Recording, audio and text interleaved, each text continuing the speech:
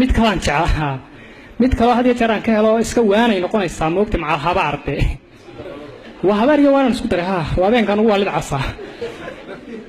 ku yaroo aanu ma garanaysaa jaarnahayba wuu halkaasii caddeeyey inamadii iskuulka dhiganta ninkaa kii khamiistunbay qaad u fadhiistaa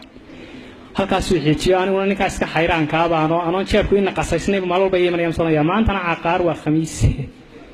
haddaa khamiisaa lagu qaad maalin damaan hadda tana intaan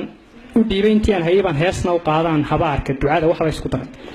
hees odhan jirtay hadduu beerku qaybsamo barban adi ku siin laa soo garan maysaa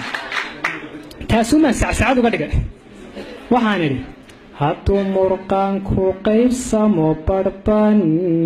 adi ku siin laa taqsiintayda bidixdana waan ku bedelilaa taadana waan la bixilaa waa dhibaato balwaduye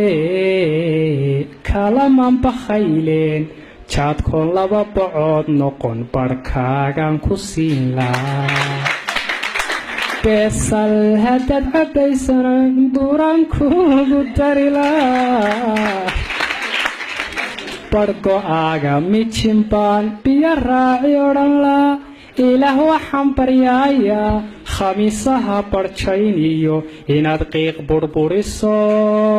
jimcahana bukaan iyo dhakhtarka inaad ku baridaa dhakhtarka inaad